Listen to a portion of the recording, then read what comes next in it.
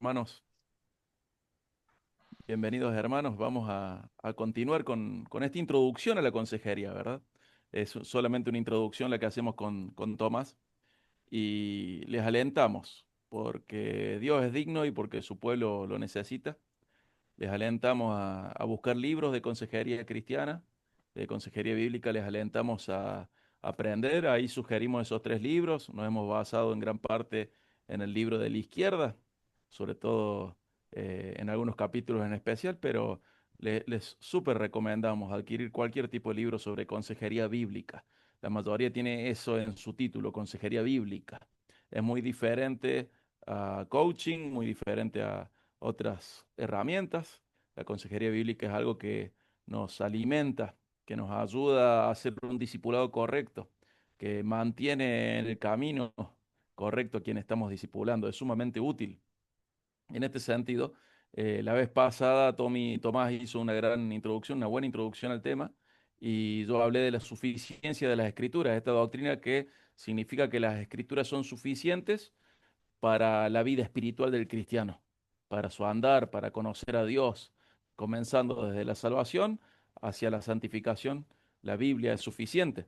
Y hoy voy a hablar de los elementos de el proceso de consejería bíblica, o sea, cómo sería la parte práctica. Estamos haciendo una introducción muy grosera en el sentido de muy gruesa, de muy abuelo de pájaro.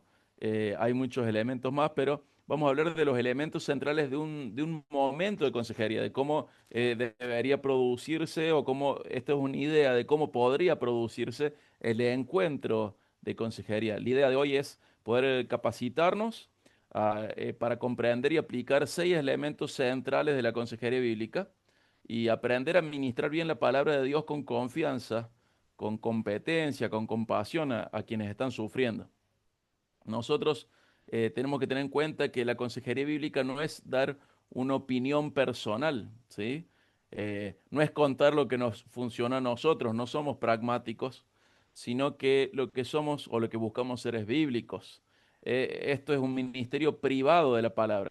¿En qué sentido? Que personalizamos la aplicación de la verdad bíblica a la persona a la que estamos aconsejando. Aplicamos las escrituras a esa vida, a los problemas de esa persona. Sabemos que Jesús es nuestro modelo y cuando le observamos a él, vemos que él escuchó, él preguntó, él mostró compasión y él habló con autoridad. Y eso es lo que vamos a tomar como modelo, como ejemplo. Entonces hoy vamos a ver 6 elementos centrales de este proceso. Nosotros necesitamos que nuestro proceso sea sabio, sea bíblico, sea humilde y humilde en el sentido de someternos a lo que el Señor habla, a lo que el Señor dice, no querer ser eh, muy creativos o más creativos que bíblicos, mejor dicho, buscar ser bíblicos, buscar honrar al Señor con nuestro servicio, poder decirle a la persona lo que el Señor está diciendo en su palabra del problema o de la situación que está atravesando esa persona. Y vamos a ver estos 6 elementos centrales.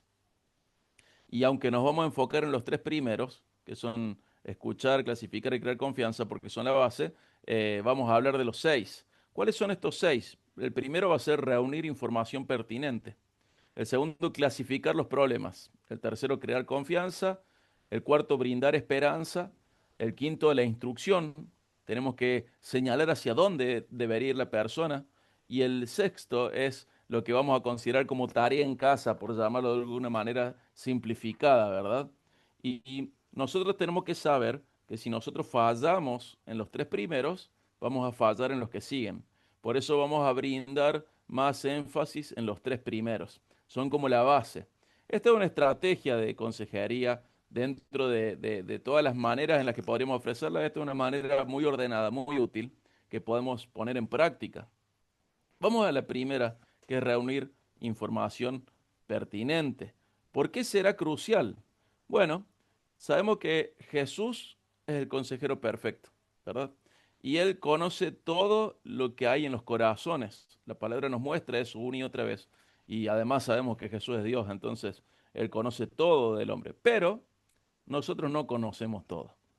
Esto es una realidad. Nosotros no sabemos todo lo que sucede en la vida de la otra persona. Por eso, antes de hablar, tenemos que escuchar profundamente, tenemos que prestar atención a lo que nos dice la persona. Tenemos que ser pacientes en oír lo que la persona quiere decir. Muchas veces el consejero se desespera por compartir lo que quiere o lo que tiene en su corazón, pero es sumamente importante reconocer lo fundamental que es tener la información. En esta parte del proceso es más importante lo que tenemos que aprender de la situación de la persona que lo que nosotros podríamos decirle. Porque lo que nosotros tenemos que decirle va a ser en base a lo que la persona va a expresar. Entonces, sumamente poder escuchar, como nos enseña el Espíritu Santo a través de Santiago, ¿no? Que cada uno sea pronto para oír y tardo para hablar. Y tenemos que aprender eso, nos cuesta mucho, somos muy al revés, ¿no? Prontos para hablar y tardos para oír. Pero si no escuchamos bien, nosotros podemos dar un consejo equivocado, podemos lastimar más que ayudar porque estamos prejuzgando. Y lo peor de todo, ¿no?, es que no vamos a ofrecer la palabra de Dios, sino que vamos a ofrecer algo inconcluso. Perdón, no vamos a aplicar bien la palabra de Dios. No vamos a hacer el proceso de comprender qué es pertinente a la vida del aconsejado, sino que vamos a decir lo que se nos vino en mente porque no escuchamos bien. ¿Qué fundamentos bíblicos tenemos de esta parte, de esta porción, que es reunir información? Bueno, por un lado, por ejemplo, está Proverbios 18:13, que dice que el que responde palabras antes de oír es necio, es tonto. Lo dice de otra manera, yo lo voy a parafrasear para que sea más llevadero, pero tenemos que pensar de que si yo respondo antes de escuchar, estoy obrando neciamente. Y cuando aplico un consejo pasa lo mismo. Si yo doy un consejo apresurándome, estoy obrando neciamente. Yo tengo que oír, saber en qué situación está la otra persona, inquirir bien en su vida, averiguar bien qué le pasa. Por otro lado, también tenemos Proverbio 18:15, que dice que el corazón del entendido adquiere sabiduría y el oído de los sabios busca la ciencia. ¿Qué significa esta ciencia? El conocimiento. Nosotros tenemos que ser activos en buscar información. Queremos información de la persona que nos ha pedido consejo. Por otro lado, tenemos el Proverbio 18:17, que este es muy interesante y lo pienso siempre cómo se aplica a mis hijos, ¿verdad? Justo parece el primero que aboga por su causa, pero viene su adversario y le descubre. Aparentemente el primero que llora o se queja siempre es la víctima. Y el que viene detrás, no. Pero cuando escuchamos las dos campanas puede cambiar mucho la situación. A veces tenemos consejería, si estamos trabajando con adolescentes, puede ser entre dos amigos, entre dos novios, y a veces va más allá y podemos contemplar la relación entre un padre y un hijo, y viene el padre a contar y después descubrimos algo diferente, o el hijo primero a contar y después descubrimos algo diferente. Siempre tengo que ser sabio en escuchar los dos lados de la historia, reabrir las dos campanadas, por decirlo de alguna manera, escuchar de los dos lados. Dos, no omitir juicios antes de eso, porque podemos generar falsas expectativas y podemos generar más problemas. Si, por ejemplo, un hijo me habla mal de su padre, algo muy normal en la adolescencia, y yo le doy la razón a él, en vez de presentarme como una persona que está activamente buscando oír, y yo estoy como presentándole a él cierta complicidad con él, puedo generar más problemas. ¿Por qué? Porque él va a volver a su casa y va a decir, claro, el líder de adolescentes, de jóvenes, sí me entiende, vos papá no. Y traemos un conflicto sobre el conflicto. Entonces, buscar ser sabios, escuchar los dos lados, pasar tiempo, buscar reunirnos con las personas involucradas, si es posible, y no tomar partido, ¿sí? Nosotros no jugamos ni de un lado ni del otro. Nosotros lo que tenemos que hacer es, siguiendo esta alegoría, es ponernos del lado de Dios. ¿Y qué quiere Dios? Quiere restauración, quiere sanidad, quiere santificación. Eso es lo que vamos a buscar nosotros. Y para eso tenemos que ser objetivos y escuchar los dos lados. También tenemos Proverbios 25, que nos dice que los pensamientos del hombre son como aguas profundas. Y es la verdad. Y luego sigue el versículo y dice que el que es inteligente se da cuenta de estas situaciones, puede percibirlas. Dice, el inteligente los capta fácilmente. ¿A qué nos llama el Espíritu Santo a través de Proverbios 25? A que profundicemos en el pensamiento del otro. Nosotros tenemos que tratar de llegar a comprender su situación, su información, su malestar, qué es lo que le sucede, ¿Cuánto de eso es cierto? Es más, Jesús mismo practicó todo esto. Si nosotros vemos su trato con la samaritana en Juan 4, vemos que él preguntó, él escuchó, él llevó la conversación a lo más profundo, al corazón. Ese es un buen ejemplo de cómo Jesús pone en práctica esto, de escuchar, guiar la conversación y profundizar hasta dónde, hasta llegar al corazón de esta mujer. Dentro de esto, dentro de eh, reunir información pertinente, tenemos fundamentos bíblicos, vamos a hablar de estrategias y prácticas, perdón, estrategias prácticas. ¿Qué estrategias podemos tener? Por un lado, podemos retroceder en el tiempo. ¿En qué sentido? Le pedimos un resumen de su vida. Siempre tenemos que tener en cuenta cuando pedimos un resumen de que vamos a escuchar cosas que el corazón humano busca utilizar como justificación para determinadas conductas. Nosotros no vamos a justificar, vamos a comprender, ¿sí? Tampoco vamos a culpar, vamos a entender la trayectoria de la vida de la persona a través de que nos cuente cómo fue su vida.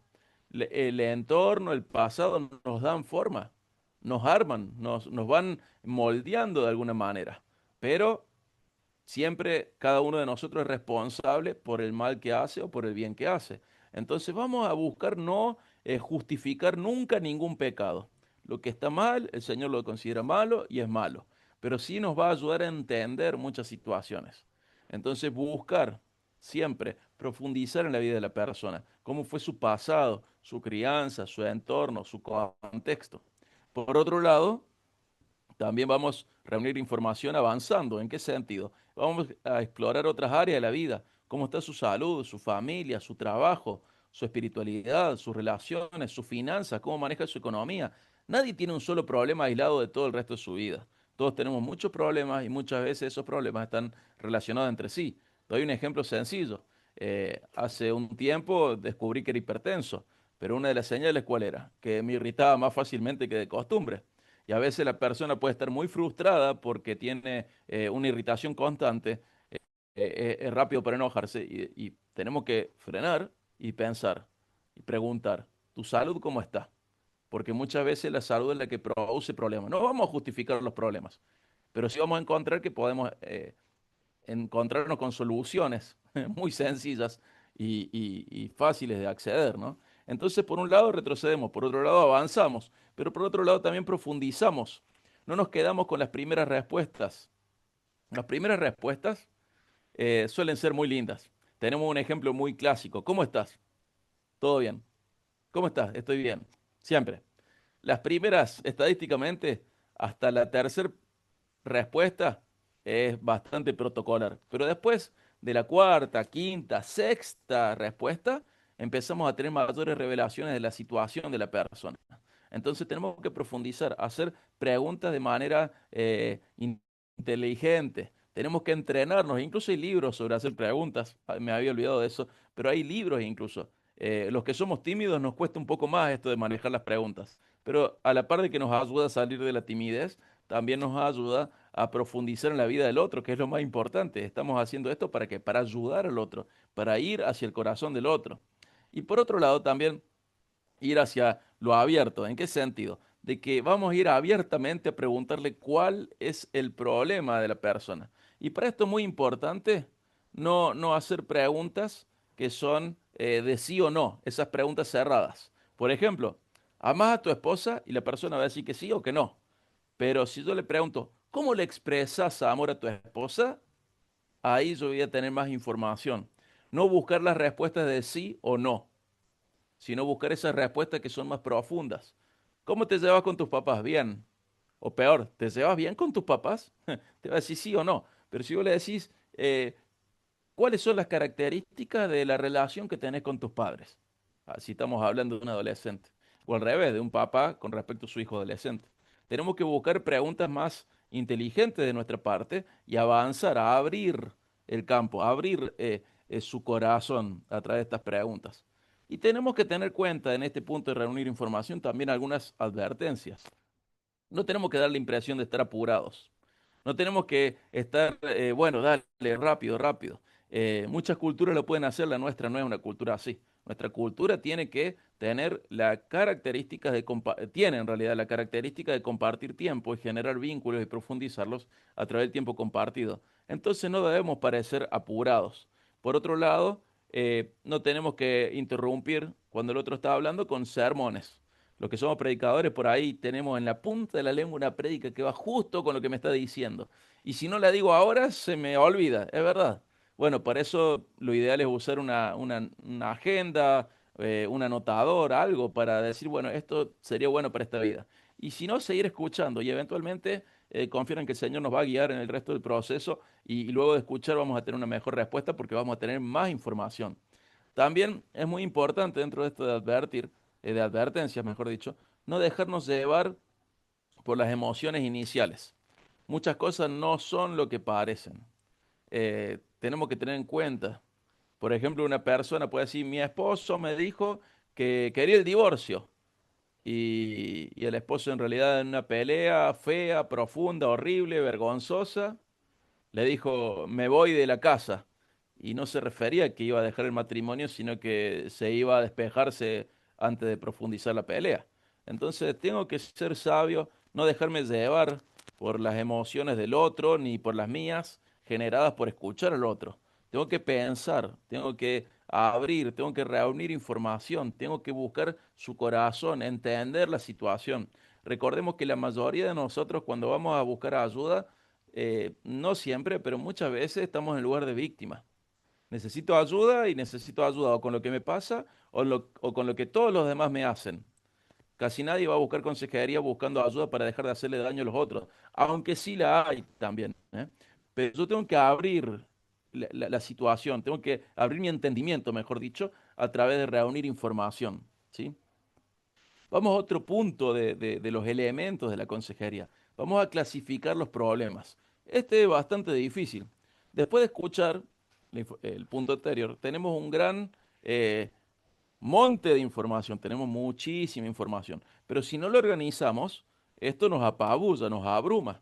Tengo que clasificar de esta manera qué es urgente, qué es importante y qué es profundo. Hay cosas que son urgentes, hay cosas que son más importantes, pero no son tan urgentes. Y hay cosas que son profundas y llevan más tiempo. Lo urgente, si es urgente e importante y profundo, obviamente, es obvio que lo vamos a priorizar. Pero a veces las urgencias nos hacen perder de vista lo que está de fondo, lo importante. Y eso tenemos que estar atentos frente a esto. Muchas veces en la vida, no solo en la consejería, lo urgente nos tapa lo importante. Y a veces perdemos de vista esto. Hay un libro de consejería que habla de esto. Nosotros a veces vemos los frutos de un árbol y tenemos problemas con los frutos. Por ejemplo, ira, desobediencia, rebeldía. Tenemos muchos frutos y trabajamos sobre los frutos. Pero perdemos de vista que todo eso es fruto de un árbol que tiene una raíz. Y hasta que el consejero no llega a la raíz del problema, vamos a seguir lidiando con los frutos. Yo tengo que aprender a ir a la raíz del problema. Esto lleva bastante más tiempo y lleva bastante más capacitación, sobre todo en la Biblia y en el trato con la persona. Y tenemos que ir hacia la raíz, porque muchas veces estamos lidiando con frutos. Una persona desconforme tiene un montón de tipos de frutos. Un rebelde tiene un montón de tipos de frutos. Pero si yo sigo buscando los frutos y no voy a la raíz, no voy a ayudarle a solucionar nada. Entonces, clasificar y profundizar. Podemos hablar de cuatro categorías a la hora de clasificar, ¿no? Por un lado, la presentación del problema. ¿Qué le motiva a la persona a buscar ayuda? Esto es importante incluso en mi carrera como odontólogo. Esta es la pregunta número uno. ¿Por qué viene? Porque muchas veces las personas simplemente están buscando que alguien las oiga, que no está mal, pero nos marea a nosotros. Entonces, ¿por qué viene? Incluso les digo algo que muchas veces pasa desapercibido. Hay muchas personas que creen que están discipulando a alguien y en realidad no la están discipulando, simplemente están alimentando el deseo de ser oído de alguien. Y la manera de comprar esa atención es a través de prestar atención a algunos manuales de discipulado. Pero en realidad la persona no está creciendo espiritualmente. Entonces, salvando el ejemplo, tengo que prestar atención. Esta persona quiere ser oída, quiere atención, es adicta a la atención, es necesitada de atención.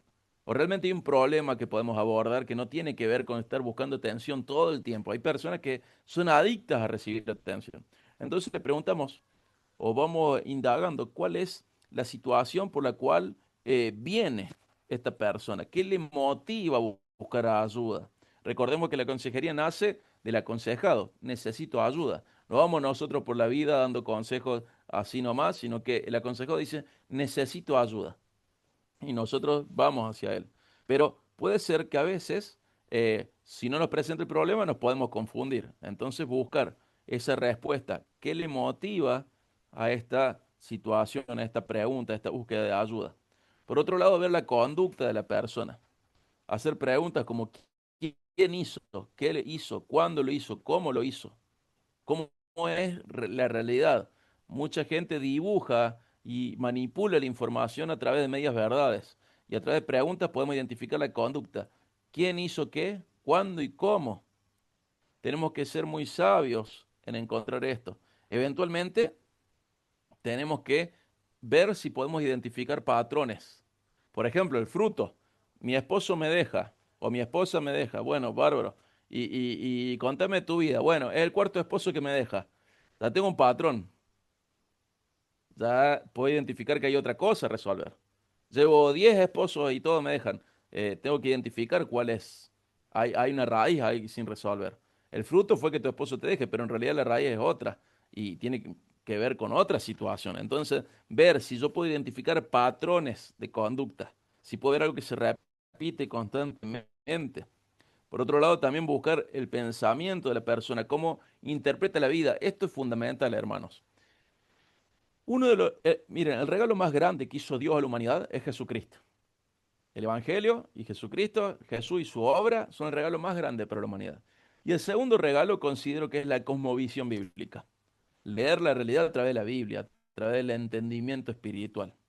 Y tengo que aprender a cómo vivir según la palabra de Dios, adquirir cosmovisión bíblica. Muchos de los problemas son derivados de que la persona se autopercibe cristiana, pero vive como pagana o atea. Su cosmovisión no es bíblica. Su manera de comprender la vida no es bíblica. Su manera de comprender las amistades no es bíblica. El noviazgo no es bíblico. La relación, la dinámica papá-hijo, esposo-esposa no es bíblica. Hombre-mujer no es bíblica. La masculinidad no es bíblica. La feminidad no es bíblica. Entonces, si bien se consideran cristianos, son ateos o paganos funcionales, porque en la práctica, debido a su cosmovisión no cristiana, funcionan de una manera diferente a un hijo de Dios. Y no es que voy a comenzar de una manera diferente a mostrarle qué es lo que el Señor quiere de sus hijos. ¿Por qué? Porque el Señor está comprometido a ayudar y capacitar a sus hijos para que vivan como Él quiere. Entonces, lo que tenemos que, con lo que nos encontramos muchas veces es que hay un gran problema de cosmovisión bíblica. Muchísimas personas se autoperciben cristianas, pero en la parte funcional son ateos o paganos. No funcionan como cristianos, no tienen un entendimiento cristiano de la vida. Tienen, por ejemplo, terror a la muerte, son promiscuos sexualmente, le faltan respeto a los padres, desdibujan las diferencias entre hombres y mujeres. Entonces tenemos que saber que uno tiene que encontrar cómo es la persona, cómo es su cosmovisión, ¿sí?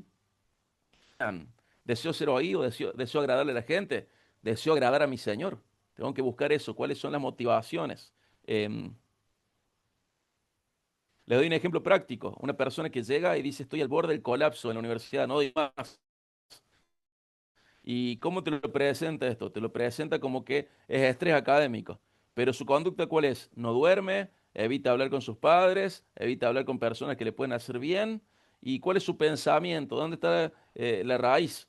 Sin buena nota, mi vida no vale de nada. Y fíjense, del estrés pasamos a un problema de falta de cosmovisión bíblica respecto a a su propia vida. ¿Cuál es su motivación? También puede ser esta, que desea la aprobación de los demás. Entonces, como desea la aprobación de los demás, siente que si no tiene un gran desempeño en la facultad, no vale. Y eso le lleva a un colapso. ¿Y era la facultad difícil? ¿Era un problema con sus padres? No, la raíz ¿cuál era? Que estaba deseando la aprobación humana. Estaba deseando la aprobación bíblica de los estudios, de su vida, de su valor. Entonces tenemos que aprender a clasificar, si no siempre vamos a tratar los frutos, los síntomas y nunca la raíz, ¿sí? Tenemos que profundizar. Vamos al punto que sigue, que es crear confianza. Voy a acelerar un poco por cuestiones de tiempo, sí, luego va a quedar grabado. Usted puede ponerlo luego en media X de velocidad y puede explayarse tomando notas. Perdón que voy a acelerar para poder comprender este material y compartirlo. Crear confianza. Que alguien te cuente algo no significa que confíe en vos. La confianza no se tiene que asumir, se tiene que construir. Vienen personas y nos cuentan cosas, confía en mí. No, no, no, no. Es su necesidad de ser oído que les llevó a abrir su corazón, pero no significa que confíe en vos. Y tenemos fundamento bíblico de crear confianza. Eh, por ejemplo, Pablo en 1 Tesalonicenses 2, 7 al 8 trata con ternura a la iglesia y comparte no solo el evangelio, sino su propia vida. O Jesús con Saqueo los llama por su nombre, entra a su casa. Eso genera confianza. Tengo que aprender a ganarme confianza. Y como latinoamericanos y en especial como argentinos, la confianza generalmente está ligada a qué? A pasar tiempo y comer algo juntos. Tomar un mate, comer un bizcochito, una galleta, un criollo, un sándwich de milanesa, tomarnos una coca en la vereda. No sé, pero podemos construir confianza con facilidad a través de estas herramientas. No se asume, se gana, se construye. ¿Cómo se crea esta confianza? Bueno, en el trato de consejero, siempre saludar con amabilidad a las personas. No, no es un speech, no, no me refiero a ese speech falso, sino que realmente tengo que aprender a amar a quien le voy a aconsejar. No es un speech de mercadotecnia, perdón, sí, de mercadotecnia personal, donde me presento como un vendedor. No, no, no. Realmente tengo que aprender a amar a esa persona y tengo que, a la hora de recibirlo en la cita de consejería, mostrarle mi afecto, un ambiente preparado, mostrarle un interés genuino. Esto es muy importante. Al tratar como si yo fuera un vendedor y le quiero caer bien para venderle algo. No, no, no. Tengo que trabajar mi propio corazón para tener un saludo honestamente cordial y un interés honestamente genuino. Ahí el corazón del consejero tiene que estar preparado y amando al aconsejado.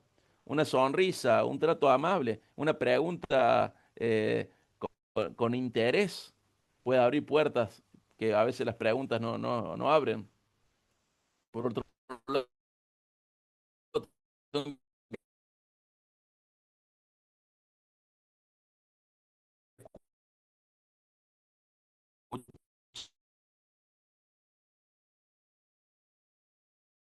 con compasión, tengo que tratarlo. Entonces, expresamos demasiado con la cara, expresamos demasiado con el rostro y tenemos que cuidarnos de no expresar tanto con el rostro y mostrar un interés genuino, ¿sí? Usar la Biblia, no solamente hablar de ella, sino usar realmente la Biblia, prepararnos con pasajes y no directamente eh, parafrasearla como si no, como la Biblia dice, no, no, marquemos dónde lo dice, cómo lo dice, podemos parafrasear, pero también prestar atención. ¿Se les está cortando todos? Porque hay preguntas, Fabián. Si se está cortando todo, ¿puedo probar otra conexión? Ahora se escucha bien, se ve bien, me ¿Sí? parece. Pero hace un ratito se cortaba. Sí, hace un rato se cortaba. Ahorita sí está bien. Bueno, sigo y si no, pruebo otra conexión, ¿sí? Eh, Al concluir, perdón, durante la sesión, escuchar con compasión, tratarlo como persona, respetar verbalmente y no verbalmente. A veces no verbalmente, algunos que somos muy transparentes con la cara, podemos meter la pata con eso y usar la Biblia, no solamente hablar de ella, sino mostrar en la Biblia. Podemos por ahí, para que no se haga tan dificultoso, a veces usar una traducción más sencilla, por ejemplo, el NTV. Si se sigue cortando, avísenme y yo pruebo otra conexión, porque algunos me dicen que ya se normalizó. Y como advertencia también, no fingir empatía. La gente detecta la falsedad y la hipocresía es un gran antivalor en nuestra cultura. Entonces, realmente trabajar en mi corazón para poder tener una real empatía por la persona. Y pensar en nosotros, ¿no? ¿Qué detalles generan desconfianza o confianza en nuestras vidas? ¿Cómo podemos cuidarnos nosotros como consejeros de no generar desconfianza? La confianza es la puerta que permite que la palabra entre al corazón y es lo que queremos hacer. Vamos al punto que sigue, que es brindar esperanza. Yo voy a ver si resumo un poco más, así queda tiempo y bueno, y más que se está cortando, voy a ir quizá más rápido. Les súper recomiendo comprar libros al respecto porque todos son buenos. Y no ganamos nada por ningún libro. Es solo para bendición suya. Brindar esperanza. La mayoría viene a consejería porque siente que no hay salida. Y algo que tenemos que brindarle es esperanza. Tenemos que mostrarle a la persona que Dios es poderoso y quiere trabajar en su vida. Realmente quiere. Nosotros tenemos que buscar eso, que la persona se vaya con esperanza. La esperanza puede hacer que la persona realmente se rinda a la voluntad de Dios para su vida, que realmente tome las decisiones que tiene que tomar en su vida. La mayoría de los casos de consejería que se cortan es porque la persona piensa que no tiene esperanza o porque la persona piensa que Dios, perdón, porque no tiene esperanza o porque piensa que Dios no es poderoso. Entonces tengo que brindar esperanza. Siempre veamos que el Señor es denominado muchas veces en la Biblia como el Señor es mi pastor, Dios de toda consolación, el Dios que me ve. Bueno, también es denominado como el Dios de esperanza. Y también eso lo dice en Romanos 15:13 y en Colosenses 1:27 dice, Cristo en nosotros, la esperanza de gloria.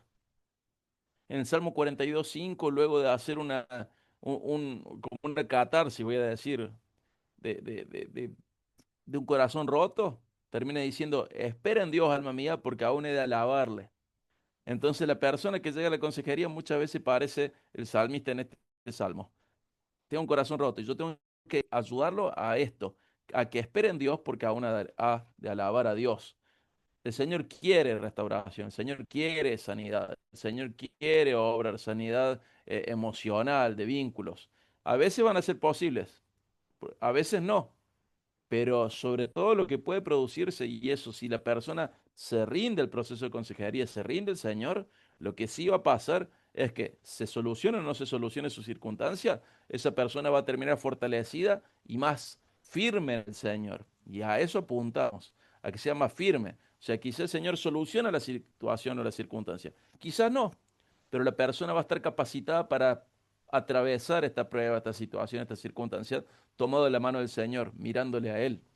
Entonces, dar esperanza. Es siempre bueno orar con la persona al inicio para dar esperanza. Recordar promesas de descanso. Recordar que el Señor utiliza cualquier cosa, incluso lo difícil. Que no hay problema para Dios en cuanto a las dificultades de la vida. No hay ninguna vida en donde Dios diga, ay, esta es mi kriptonita. Frente a esta vida soy impotente. El Señor siempre es omnipotente. No hay una vida más difícil que otra. No hay un contexto más difícil que otro para el Señor. Para nosotros puede ser, pero para el Señor no. Al Señor le da lo mismo, dice la palabra, ayudar al débil y ayudar al fuerte. Y vemos una y otra vez que el Señor obra de maneras increíbles en las vidas de las personas.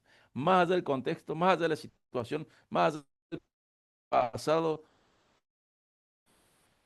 y obra de manera individualizada en pie. A veces solución y a veces fortaleza. Pero Dios obra. También a veces podemos compartir zonas. Y tenemos que aclarar también que cada cosa lleva tiempo, pero en realidad en Jesús hay salida. Cada cosa lleva tiempo. Nunca hacer promesas superficiales que todo va a salir bien. Incluso ese pasaje, Romanos 8:28, dice que todo es para nuestro bien, según un propósito, que nos parezcamos más a Jesús. Entonces nunca puedo decir, todo es para tu bien, de manera superficial o de manera casi como un mantra. Todo es para mi bien. No, no, Romanos 8:28 está unido al 29 y dice que todo es para nuestro bien según un propósito, que seamos más parecidos a Jesús, para que se cumpla ese propósito de ser más parecidos a Jesús. Entonces comprender que todo es para nuestro bien según ese propósito y si nos rendimos al proceso. La esperanza bíblica se centra en Dios, no en las circunstancias. Y Dios obra. Entonces, buscar esperanza. Por otro lado, vamos al punto que sigue, que es la instrucción. ¿Cómo le indicamos hacia adelante? ¿Cómo continuar? La Biblia nos dice que toda la palabra es útil, ¿se acuerdan? Útil para enseñar, para redarguir, para corregir, para instruir en justicia. Justicia significa rectitud. En el Nuevo Testamento, la palabra griega que se usa, que nosotros traducimos para justicia, es rectitud moral, para que tu vida esté ordenada, tu conducta esté ordenada, tus pensamientos estén ordenados. La palabra es útil para eso. Y también Romanos 12 nos dice que transforma el corazón, que tenemos que transformar nuestro corazón, perdón, a través de la renovación de la mente. ¿Y cómo viene? A través de la palabra. Y estas cuatro acciones son muy importantes. Enseñar, enseñamos lo que Dios dice. Redarguir, exponemos al pecado y llamamos a lo que el Señor llama pecado, lo llamamos como pecado. Corregir, guiamos hacia el arrepentimiento y a la restauración. Instruir, buscamos formar nuevos hábitos. ¿Sí? Es muy diferente ministrar la palabra que despacharla. ¿En qué sentido? Le digo, bueno, mira, fíjate lo que dice la Biblia y no decirle cómo la Biblia tiene algo de revelación para esa situación en específica. Hay instrucciones de Dios reveladas para esta situación específica. Tenemos que aprender nosotros como cristianos, sobre todo los que enseñamos, los que acompañamos y discipulamos a los demás, a otros, tenemos que comprender que la Biblia está escrita como una revelación progresiva de Dios hacia la humanidad, pero también está llena de historias que sirven de precedente para saber qué hace Dios, cómo lo hace, de qué me sirve, cómo encaja en mi ejemplo, en el ejemplo de otras personas que vivieron en el pasado. Tengo que aprender la Biblia, obviamente, para poder hacer esto. Tengo que explicar el pasaje, tengo que buscar cómo la persona aplica este pasaje, ¿sí? Por ejemplo, eh, en Filipenses nos dice, Filipenses 4 6 al 7, dicen que tenemos que pensar y la angustia. Y la Biblia dice, piensen en esto, y da ese indicativo medio imperativo que dice, piensen en estas cosas, lo que es bueno, lo que es santo, lo que es puro, lo que merece alabanza. Y le preguntas a la persona, ¿pensás en esto? Y la persona suele decirte que no. Le enseño ese pasaje, le muestro que no piensa en eso y le invito a la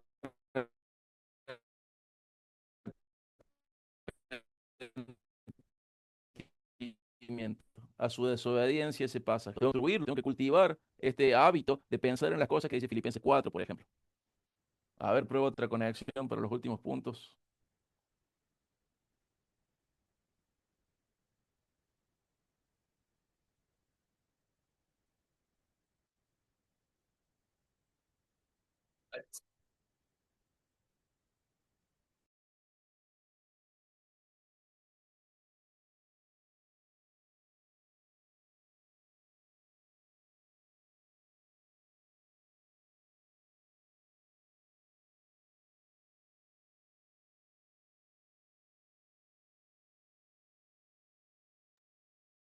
Por favor, Andrés, fíjate si me puedes dar. eh, Ahí está. Bueno, vamos a probar a ver si en esta se ve mejor y se escucha mejor, si se corta menos. ¿Ustedes me escuchan mejor ahora? Ahora se escucha mejor, sí. Buenísimo, vamos a probar esta otra conexión. Entonces, estamos en, eh, disculpen los problemas técnicos. Estábamos en enseñar la palabra, ¿no? Y dábamos el ejemplo de esta persona con ansiedad y hablábamos de que, por ejemplo, enseñarle Filipenses 4 6 al 7 que dicen que tenemos que pensar en lo bueno, en lo puro, en lo santo, en en todas esas cosas, y mostrarle a la persona que debe aprender a pensar en estas cosas, mostrarle que, por ejemplo, la falta de pensamiento en estas cosas es rebeldía, es desconfianza con el Señor. Y también ayudarlo a cultivar este hábito de oración agradecida, ¿verdad? Agradecida al Señor, pensar en estas cosas que señala Filipenses 4 6 al 7, lo estaba dando como ejemplo. Eh, por otro lado, no bombardear con 10 textos. A veces pensamos que siempre mucho es mejor y no, no siempre mucho es mejor.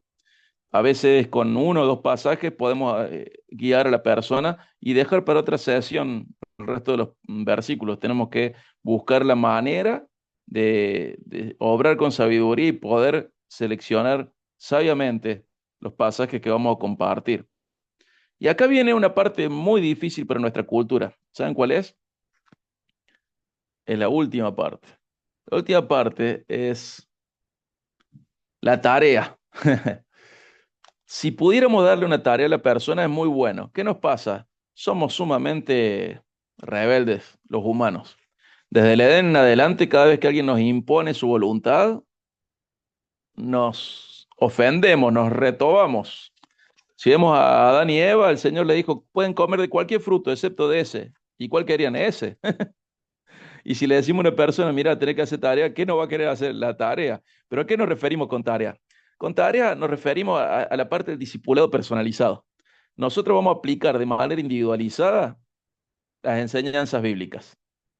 Entonces, la tarea tiene que ver con eso. Nosotros identificamos, hicimos todo el proceso y tenemos por ejemplo, mostrarle a la persona qué tipo de persona vas a ser. Por ejemplo, si nosotros viéramos, miren que ahí puse Mateo 7, 24 y 27, ya casi termino mi parte, pero fíjense, Mateo 7, 24 y 27. Nosotros vamos y le hacemos y leemos con la persona. Ese pasaje habla de dos personas que construyeron en dos cimientos diferentes, ¿se acuerdan? Su casa. No lo voy a leer así, no me extiendo mucho, pero habla de esas dos personas. ¿Y cuál era la diferencia entre una persona y la otra? No era la casa, era donde estaba edificada. ¿Se acuerdan la de los cimientos? Esa parábola de Jesús. Bueno, ¿y qué era el cimiento? Jesús comienza diciendo, ¿por qué me dicen Señor si no hacen lo que yo les digo? Entonces, bueno, comenzar de esta manera y mostrar, mira, ¿a cuál de las dos personas te querés parecer?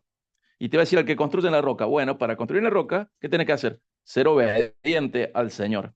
Entonces, mostrarle que hay fundamento bíblico en escuchar y obedecer. Muchísimas personas quieren en sus vidas una, una cosecha de una siembra que nunca hacen. Problemas matrimoniales. No hay ningún tipo de siembra espiritual, pero quieren la cosecha de un matrimonio sano espiritualmente. Y pasa lo mismo en las relaciones papá-hijo, entre adolescentes. Tengo que mostrar a la persona que tiene que cosechar obediencia, tiene que sembrar obediencia. La Biblia nos llama, por ejemplo, en Santiago 1:22 también a esto, a no ser un oidor de la palabra, sino ser hacedor. ¿Qué otros principios tengo respecto a la tarea en casa? Que la tengo que asignar desde el principio, desde la primera sesión, ser específico. Y la siguiente vez revisar, ¿leíste esto? ¿Estuviste pensando en esto?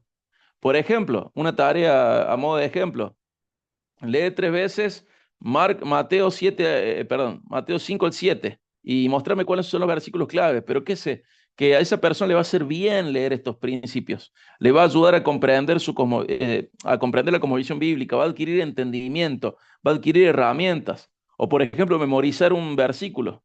O por ejemplo, escribir oraciones de gratitud. No conozco ningún depresivo que escriba oraciones de gratitud y que siga deprimido, por ejemplo. Y te encuentras que muchas veces el depresivo quiere seguir deprimido porque de esa manera recibe atención que de otra manera no. Y lo digo como depresivo, ¿eh? No lo digo hablando de otro, lo digo a mí mismo. Si a una persona, luego de estar pensando en las cosas que el Señor nos manda en Filipenses 4 y hacer oraciones de gratitud y contar todas las bendiciones que el Señor tiene para con nosotros, sigue en eso, es muy difícil. Nunca encontré un depresivo que estuviera haciendo esto de manera honesta y genuina y siguiera deprimido, porque el Señor transforma nuestro corazón. También el Señor en Juan 13 nos dice, después de servir los pies, dice, van a ser felices si hacen esto de lo que les di ejemplo. ¿Y qué era? Lavar los pies. El servicio también nos hace bien. Entonces, dentro de la tarea puede ser también servir a los demás, te va a hacer bien a salir de tu pozo. También, cuando vayas a tu iglesia, en la reunión, toma notas. Aplica lo que se predica el domingo, aplícalo a tu vida. Aplica lo que se predica en la reunión de jóvenes, tómalo en tu vida, aplícalo.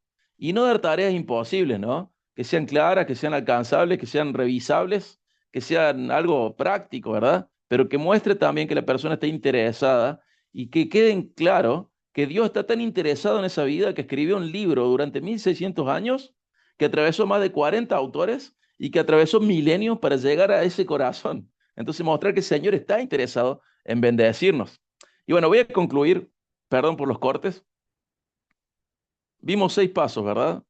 Escuchar bien, clasificar con sabiduría los problemas, crear confianza, dar esperanza, instruir en la palabra, asignar tareas prácticas. Y estos son por ahí letreros que puse en esta introducción a la introducción, a la introducción, a la introducción de la consejería. Les animamos a leer libros, pero no son técnicas humanas. En realidad están, por un lado, basadas en las escrituras, son cosas que pasan en la Biblia, y por otro lado, tiene que ver todo esto con un ministerio de dependencia en el Espíritu Santo. No somos otra cosa que no sea herramientas de Dios en la vida de la gente. Entonces tenemos que ir dependiendo del Espíritu Santo. ¿En qué? En que vamos a enseñar la palabra que Él transmitió, vamos a buscar en nuestras vidas tener el fruto que Él produce en sus hijos, y vamos a buscar de Dios todo lo útil para bendecir a otro. El centro es que Jesús sea formado en el otro, que esa persona pueda crecer espiritualmente. Y tenemos que orar, ¿verdad? Y pedirle al Señor que nos haga consejeros fieles, que escuchen con compasión, que clasifiquen con sabiduría los problemas, que generen confianza, que ministren su palabra con claridad. Tenemos que buscar esto y pedirle al Señor que nos ayude a hacer todo esto en dependencia de Dios. Y por parte nuestra, siempre ver en qué de todas estas cosas estamos fallando. Quizá no generamos confianza, quizá no pasamos tiempo clasificando con sabiduría, quizá no tenemos compasión con aquella persona a la cual estamos sirviendo. Tenemos que revisar nuestra vida y buscar bendecirle. Hermanos, les pido perdón por los cortes, estoy en otro lugar que no es mi casa. Y bueno, les insto a comprar los libros, cualquiera que sea de consejería bíblica, porque de esa manera usted va a tener algo mucho mejor que lo que yo pueda exponer en estos 40 minutos. Pero el Señor les bendiga. Vamos a un recreo súper cortito y luego sigue Tomás, ¿sí? Ahora retoma Andrés y luego del recreo Tomás. Dios les bendiga. Gracias por su paciencia. Sí, por favor, no se desconecten, ya volvemos. Volvemos a las 9 en punto. Cuando falte un minuto ponemos un videito y apenas termine el video arrancamos de vuelta. Así que los esperamos.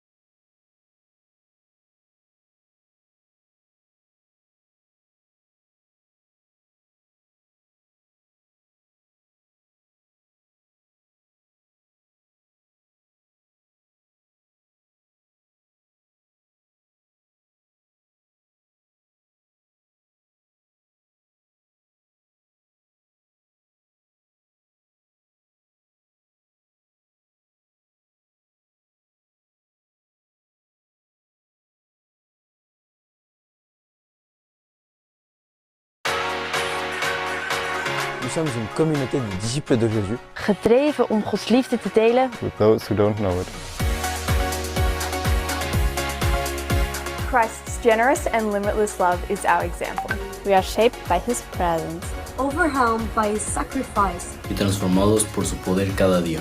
We zullen nooit meer dezelfde zijn. Our potential to share the deep, life-changing love of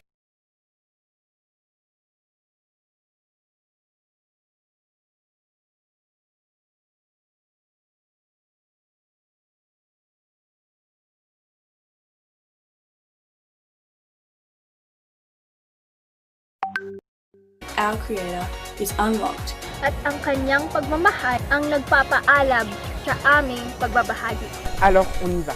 So we move. Er is geen plek te ver. Aucun peuple trop différent. No idea too crazy.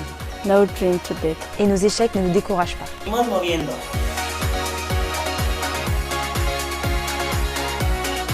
We believe that the love of Jesus has the power to change everyone and everything. Terwijl wij onze familie, vrienden en de wereld zullen dienen, nous sommes aussi transformés. We are a generation who don't fit a mold. Who don't sit still. Qui veut vivre l'aventure de suivre Jésus. We each have something to give. And we don't have to wait till we're older. Creemos que todos fueron creados para los propósitos de Dios. Tous les êtres humains. Todo mundo. everyone. Our talents, gifts and passions are His tools in us. Waar Hij ons ook voor geroepen heeft, dat gaan we doen. If He wired us to sing, then we sing. Si Él nos hizo para tocar un instrumento, entonces tocamos. We want our lives and our words to shine His light. We are Teen Street. Nous sommes Teen Street. Kami ay Teen Street. Somos Teen Street. Come and join us.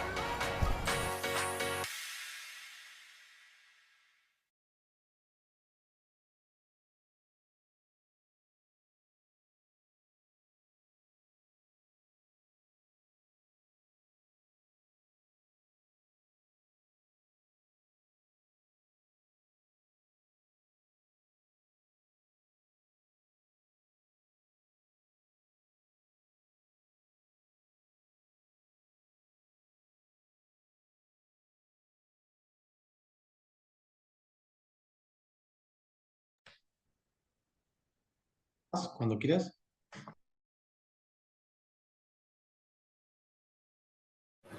De 10. Me estaba esperando la orden. Bueno, muy bien. Vamos a seguir con el cuarto módulo, considerando los dos que tuvimos la semana pasada, hace 15 días, sobre la introducción y luego la suficiencia de las escrituras. Bueno, Diego nos habló ahora de los elementos y los componentes. Y vamos a cerrar con un tema difícil, bastante complicado y hasta en cierta medida muchas veces polémico. Como les decíamos al principio, esto es una introducción de una introducción, de manera que es muy probable que surjan muchas preguntas que no vayan a ser respondidas o que muchas veces toquemos temas muy por encima que merecen una profundización que, como les decía Diego, muchas veces está en los libros, pero es muy difícil plasmar acá o nos demandaría demasiado. Entonces, para que lo tengan en cuenta en la medida en que vamos avanzando. Y este último tema tiene que ver con la consejería bíblica como superior a la psicología. La consejería bíblica como superior a la psicología. Si ustedes piensan hace 200 años, 250 años, y de ahí para atrás, pensar en el alma, la mente, la voluntad, las emociones, tal vez con otros términos, muy probablemente estaba relacionado a disciplinas como la filosofía, pero también la teología. La teología tenía algo para decir respecto a eso. Pero desde fines del siglo XIX, fines del 1800 para acá, aparece una disciplina llamada psicología, que en sus inicios comenzó como el estudio del alma, eso es literalmente lo que significa psicología, pero que obviamente fue alejándose de esa noción al punto de que lo primero que me enseñaron a mí en el ingreso a la carrera fue ya no existe tal cosa como el alma. O sea, prácticamente solo nos ha quedado el nombre, pero no se trata de esto. Y es difícil definir a la psicología, es un conjunto de corrientes teóricas bastante variadas dentro de sí. Algunos pueden decir que son psicologías en plural, que también es difícil justamente definir el objeto de estudio, pero podríamos resumirlo como que busca dar explicación al comportamiento y a la mente, ¿sí? Y si bien hubo varias olas a lo largo de la historia, hoy conviven muchísimas corrientes de psicología, tanto a nivel teórico como en la práctica, ¿no? Y todos sabemos que hay psicólogos por todos lados. Esta disciplina impactó a la iglesia y un poco por eso vamos a tocar este tema. Quería leerles una frase de un autor, Samuel Stephens. Dice: antes de la llegada de la psicología moderna a fines del siglo XIX, las escrituras han sido la máxima autoridad para el cristiano a la hora de responder a preguntas sobre la vida a la que se enfrentan las personas en el mundo caído. Lamentablemente, la Biblia ha pasado a un segundo plano frente a la psicología. Si bien la psicología no se va a encontrar en la Biblia, o sea que si queremos tener un punto de vista bíblico de la psicología, no podemos buscar psicología en la Biblia porque no la vamos a encontrar. Sí sabemos que la Biblia nos narra acerca de corrientes, de filosofías, de pensamiento, y eso sí que no es nuevo, ¿no? A lo largo de, por ejemplo, todo el Nuevo Testamento lo vemos en las epístolas, y nos lleva a pensar acerca de que siempre tenemos que pasar cualquier filosofía a través de nuestro filtro de la palabra de Dios, ¿sí? Y cuestionar desde la visión de Dios aquello que estamos escuchando. Entonces quería partir de acá y compartirle algunos puntos. Vamos a pensar en los aciertos y los desaciertos de la psicología, ¿sí? Y cómo explicamos ambas cosas. ¿Cómo explicamos cuando la psicología da en la tecla? ¿Cómo explicamos cuando la psicología dice algo que ayuda y que es cierto? Pero muchas veces cómo identificamos cuando no es así y cómo prevenimos estar escuchando algo, practicando algo, interpretando algo que de alguna manera esté ofendiendo a Dios, por ejemplo, por ser contrario a su verdad. Y vamos a empezar por el primero, ¿sí? Que es la consejería y su relación con los aciertos de la psicología, ¿sí? Cuando la psicología dice algo que es correcto. Y esta explicar los aciertos de la psicología, lo vamos a hacer a partir de una doctrina, de una enseñanza, que es la doctrina de la gracia común. Ya vamos a explayarnos en esto, pero para entender por qué la psicología acierta, tenemos que entender qué es la gracia común de Dios, ¿sí? Y tengan paciencia que lo vamos a desarrollar. Cuando yo entré en la carrera, uno ya entra a carrera y la mayoría de los que han estudiado ciencias humanas seguramente les haya pasado lo mismo, que trabajan en algún punto relacionado. Uno entra a la carrera sabiendo que les van a decir cosas que son contrarias a la Biblia, ¿no? Entonces entra en la carrera con la guardia en alto, pero sí me pasó durante la carrera que muchas veces encontraba mucho conocimiento que me resultaba útil, era comprobable y de alguna manera no entraba en conflicto con las escrituras. No sé, por ejemplo, por mencionar algunas, ¿no? El estudio del cerebro, de sus estructuras y su funcionamiento, la observación sistemática de la conducta, que muchas veces se plasmaba, no sé, en estadísticas o en descripciones, y algunas investigaciones que desde esta disciplina tan amplia se hacían con cierto rigor científico. Y a mí me surge la inquietud, ¿no? ¿Respalda la palabra de Dios todas estas cosas? ¿Cómo las explicamos? Bueno, vamos a meternos de lleno entonces en explicar y entender qué es la gracia común, porque eso nos va a dar la pauta para entender dónde estamos parados.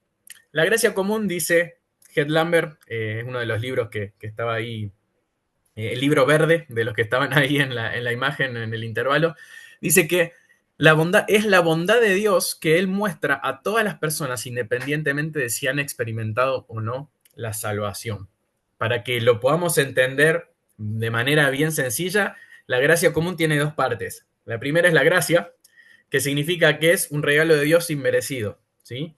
Y la segunda palabra es común, que significa que es para todos por igual.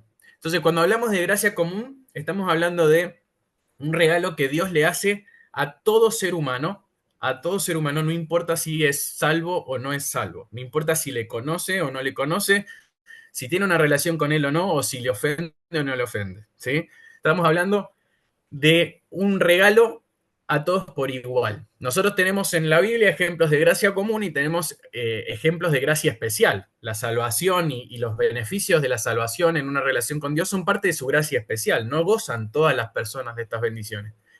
Pero la gracia común sí. ¿Por qué hablar de esto? Bueno, vamos haciendo un caminito lógico. La gracia común tiene distintos aspectos. Hay un aspecto de la gracia común que puede ser el aspecto físico, ¿sí? Por ejemplo, el Señor hace salir el sol sobre justo e injusto, dijo Jesús mismo, ¿sí? En Mateo. La lluvia, el poder disfrutar de los alimentos, cada una de estas cosas las puede disfrutar cualquier mortal sobre la tierra sin ningún tipo de restricciones, ¿sí? Eso es parte de la gracia común de Dios. También tiene aspectos morales.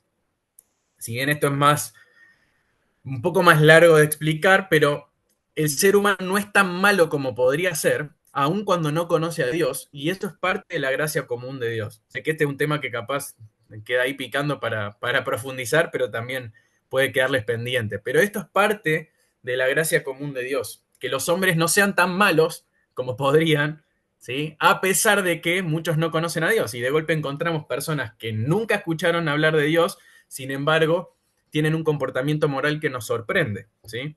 Para bien.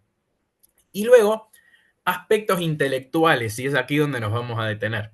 El hombre puede alcanzar cierta sabiduría y conocimiento aún sin conocer a Dios. Entonces nos tenemos que detener en este punto, ¿sí? Pensando que justamente Dios permite que tanto cristianos como no cristianos puedan alcanzar conocimiento verdadero del mundo que les rodea. Si Dios permite que cualquier persona pueda conocer el mundo que le rodea. El hombre no necesita de la salvación ni de conocer personalmente a Cristo y el Evangelio para decir cosas ciertas acerca del mundo que le rodea. Por ejemplo, no necesitamos, hace poco a mí me sacaron la vesícula y me la sacó un cirujano y la verdad que yo no me percaté si era cristiano o no era cristiano. Creo que no lo era, pero no me importó. Porque la verdad que para que el cirujano obre de manera correcta no tenía por qué conocer la Biblia, ¿no? Entonces entendemos que la ciencia permite llegar a conocimiento válido, ¿sí? Y de esta manera este médico podía ejercer su profesión y hacerlo de manera correcta y tener un entendimiento muy bueno sin conocer a Dios y su palabra. Ese es el punto, este punto que estamos hablando hasta acá, es el punto más común para aquellos que defienden, ya sea que no haya distinción entre la psicología y la consejería, que entendemos que es incorrecto, o muchas veces se encuentran las diferencias, pero quieran integrarlas a las dos, ¿sí? Y muchas veces este es el punto de partida, ¿no? Decir, el Señor le dio gracia común al hombre y el hombre puede llegar a verdades, entonces el psicólogo tiene algo para decirme, tiene algo verdadero para decirme, entonces tengo que escucharlo y tengo que tomar en cuenta su aporte. Entonces, este es el punto de partida, pero no es el punto final. Entender la gracia común nos ayuda a entender cuando la psicología va a decir algo que sea correcto, y ya vamos a profundizar un poco más de esto cuando veamos los niveles de análisis de la psicología. Pero no nos podemos detener acá y hacer de esto un absoluto, porque esta verdad no está aislada en la Biblia y es la única verdad. Hay otras verdades con las cuales tenemos que tratar de construir cómo mirar a la psicología. Esta es una, ¿no? La gracia común hace que los psicólogos muchas veces acierten, den en la tecla, hagan observaciones correctas, digan cosas que son verdaderas. Pero la gracia común no es la única doctrina. Entonces quiero que pasemos al segundo punto y pensemos la relación de la consejería, pero ahora con los desaciertos de la psicología. Y vamos a empezar a entender a dónde tenemos que tener cuidado, a dónde tenemos que levantar la guardia, a dónde tenemos que tener una mirada bíblica de lo que nos rodea y abandonar los intentos humanos que contradicen las escrituras, ¿no? La explicación de este punto, ¿sí? de los desaciertos, así como los aciertos, es la gracia común la que nos da la respuesta de por qué la psicología puede acertar. Bueno, en este caso, los desaciertos se explican desde otra doctrina, que se llama los efectos noéticos del pecado. Bueno, lo van a leer así si leen los libros. Noéticos no tiene que ver ni con Noé y el arca de Noé, ni tiene que ver con la ética, no tiene nada que ver con eso, ¿sí? Efecto noético del pecado es el efecto del pecado en el pensamiento. El efecto del pecado en el pensamiento. Entonces, entendemos que el ser humano, partimos de esta base, ¿no? Y quiero ir llevándolos punto por punto. Todos somos pecadores. Salmo 51, Romanos 1 al 3, Marcos 7, ¿sí? Tenemos muchos más versículos, hay algunos ahí, pero somos pecadores desde que fuimos concebidos. No hay nadie que busque a Dios, la condición en la que estamos es igual para todo hombre sin Dios, y como Jesús mismo nos dijo, la maldad sale del corazón humano.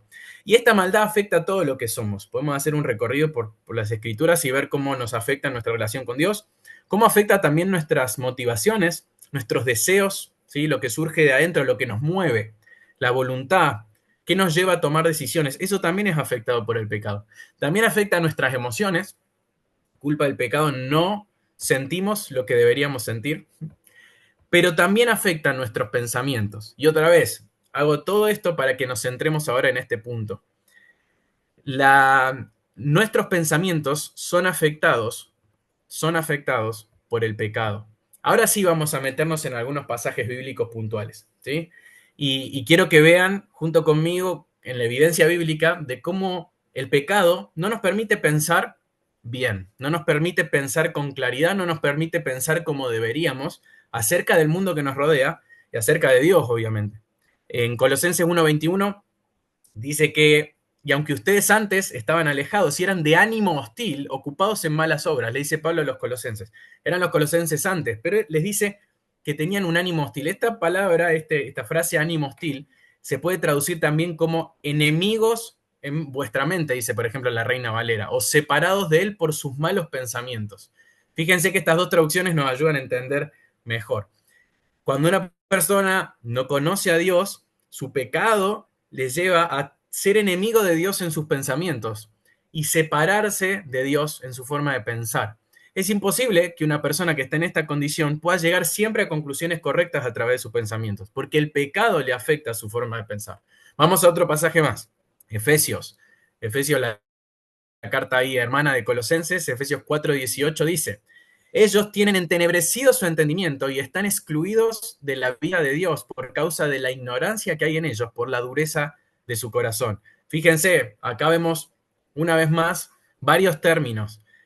El entendimiento entenebrecido, que no es más que una mente llena de oscuridad, una mente que no ve con claridad, ¿sí? Es lo contrario a una mente iluminada con luz. Esta es una mente en oscuridad. Pablo también dice que son ignorantes, ¿sí? La ignorancia en la NTV dice que cerraron su mente a Dios. Fíjense todo lo que el pecado puede hacer en la forma de pensar. Y bueno, después ahí se agrega la dureza de corazón. La dureza de corazón, que en la mayoría de las traducciones está literalmente así. Entonces, vamos construyendo nuestra idea. El pecado afecta la manera en la que pensamos.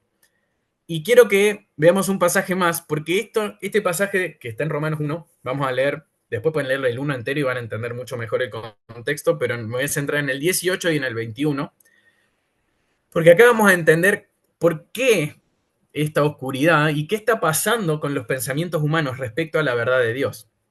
Dice Pablo en Romanos 1:18, porque la ira de Dios se revela desde el cielo contra toda impiedad e injusticia de los hombres, que con injusticia, ¿qué hacen? Restringen la verdad. Y el 21 va a decir, pues que aunque conocían a Dios, no lo honraron como a Dios ni le dieron gracias, sino que se hicieron vanos en sus razonamientos y su necio corazón fue entenebrecido. Acá estamos parados. Este es el hombre sin Dios. El hombre sin Dios restringe la verdad. Cuando su mente ve la evidencia de la existencia de Dios, y Pablo acá está defendiendo acerca de cómo la existencia de Dios es evidente a través de lo creado y a través de la conciencia, el hombre no quiere saber nada acerca de ese Dios y restringe la verdad. Y se vuelve vano en sus razonamientos y su corazón se entenebrece, se vuelve oscuro.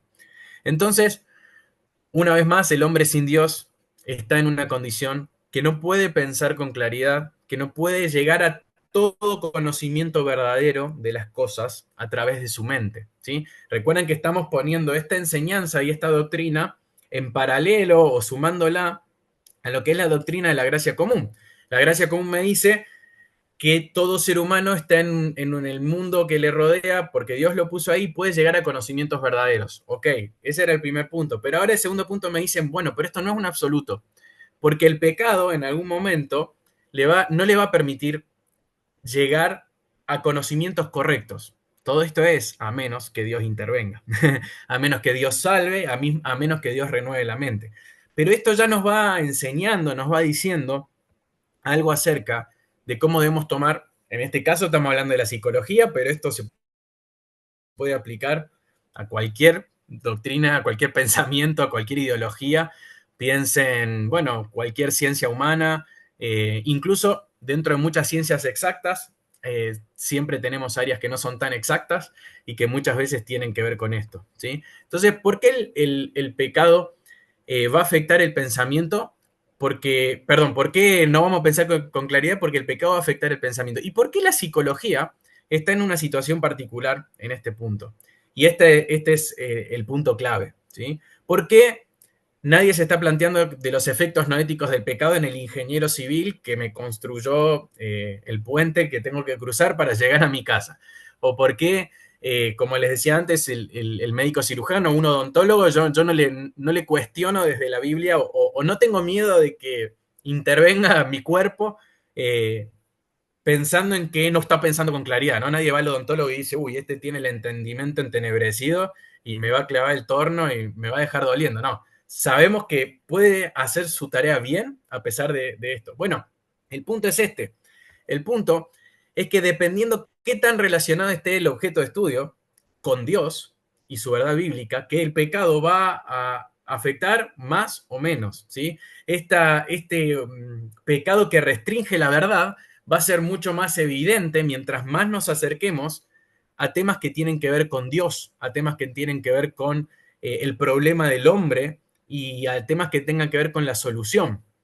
Les voy a citar de nuevo a este autor que mencioné antes. Él dice, me parece que es muy claro, mientras más se acerquen los incrédulos a los asuntos relacionados con Dios, el significado supremo de la vida y a los problemas que afectan a la humanidad, mayor será el impacto de los efectos no éticos del pecado en su pensamiento y más cautelosos deben ser los cristianos al aceptar la información que de ellos proviene. Esto aplica, como les decía, a la psicología, que tal vez es el tema que toca más de cerca el tema de la consejería, pero esto aplica a absolutamente todo, ¿sí? Para ponerlo en palabras simples, los humanos estamos afectados por el pecado en nuestros pensamientos, pero va a afectar de manera diferente si alguien quiere estudiar un átomo que si alguien quiere estudiar el comportamiento y la mente humana o qué hay en el interior del hombre, ¿sí? Mientras más nos acercamos a temas relacionados con Dios, más desconfiados tenemos que ser de los aportes de aquellos que no conocen a Dios, ¿sí? Ese es el punto. Hay otras disciplinas que tal vez nos podemos relajar un poco y decir, bueno, un biólogo, bueno, pero tal vez el biólogo tiene que explicar el origen de la vida y ahí se acerca a temas relacionados con Dios y puede ser que en esos puntos también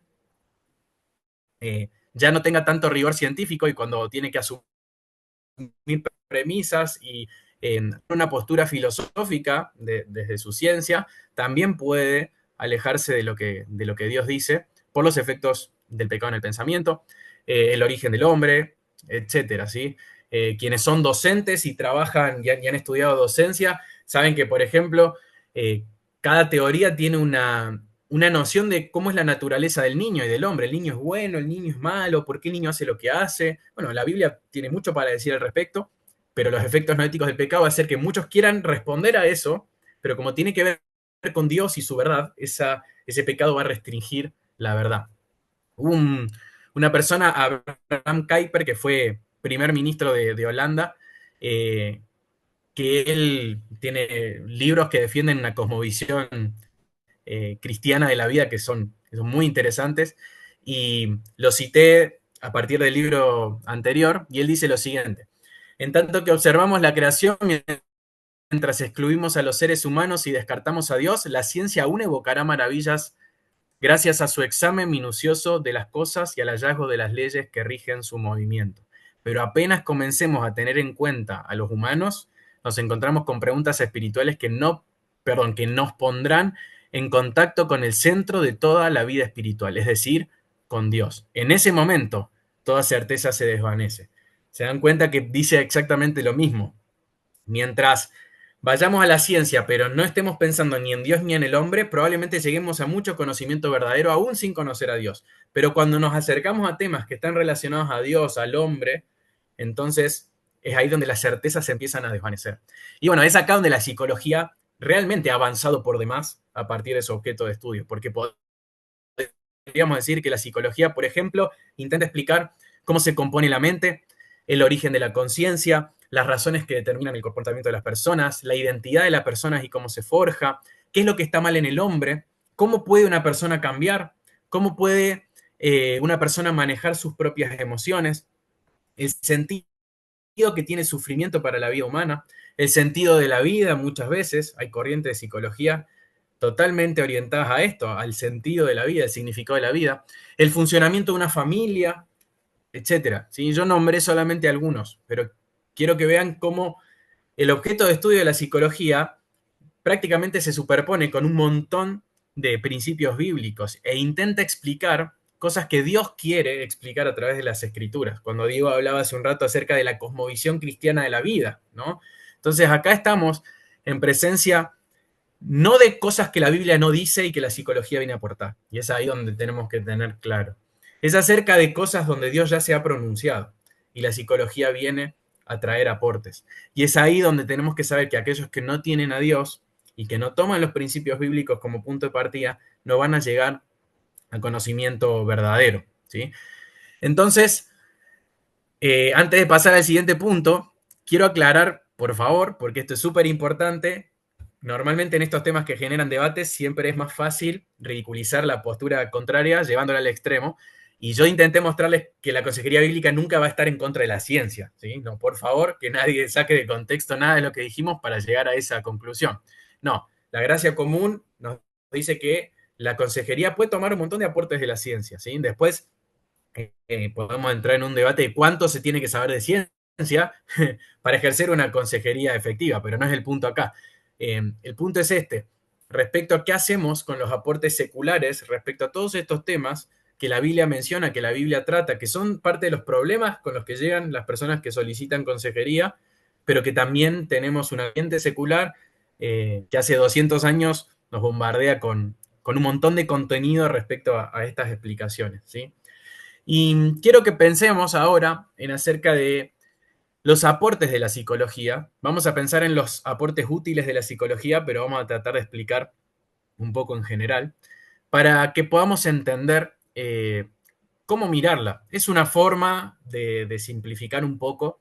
Si hay algún estudiante de psicología o algún psicólogo o alguien que estudió alguna materia relacionada a psicología, va a saber que voy a ir bastante por, como decía Diego, vuelo de pájaro, muy, muy por encima en algunos aspectos, y yo sé que muchas veces, voy a tratar de que no, pero muchas veces no voy a hacer justicia de lo que estoy diciendo respecto a los aportes de la psicología, porque pueden quedar cosas afuera, pero estas son generalidades, ¿sí? Entonces, para entender estos aportes, nos tenemos que meter en los niveles de análisis de la psicología, ¿sí?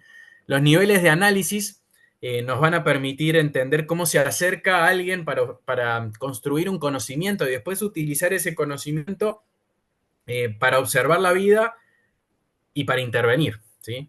La observación, la interpretación y la intervención. Esos son los 3 puntos de niveles de análisis de la psicología y en general, ¿sí? Voy a exponerles un ejemplo de mi vida cotidiana, ¿no? Yo llego al comedor y está mi hijo sentado en su sillita, mi hijo tiene 1 año, y lo veo y está gritando, salen agua de sus ojos, su cara está más colorada de lo normal, y veo que debajo de él, ahí en la sillita en el piso, hay una galletita. Bueno, todo lo que hice hasta ahí fue netamente una observación, ¿sí? Ahora, con todo ese material que yo observe, tengo que hacer una interpretación. Mi interpretación es, está llorando. Y está llorando porque se le cayó una galletita al piso. Entonces yo a partir de eso puedo intervenir, ¿sí? Y la intervención me permite resolver el problema. Si yo observé correctamente, interpreté correctamente, voy a poder intervenir correctamente. Bueno, le levanto la galletita, si no me molesta que haya estado en el piso, si no, busco una galletita nueva y se la doy y busco que se calme, ¿sí? Pero hacemos esto todo el tiempo, observamos, interpretamos los hechos que observamos e intervenimos a partir de eso. Pensemos en la ciencia, por ejemplo, y acá voy a tirar ejemplos random que no son de mi área, pero por ejemplo, si alguien ve nubes oscuras, descenso de presión atmosférica y aumento de la humedad, datos, observación, puede interpretar, nivel 2, que hay probabilidad de lluvia. Y bueno, a partir de eso intervenir, dar un aviso meteorológico, guardar el auto en el garage, lo que haga falta, ¿sí?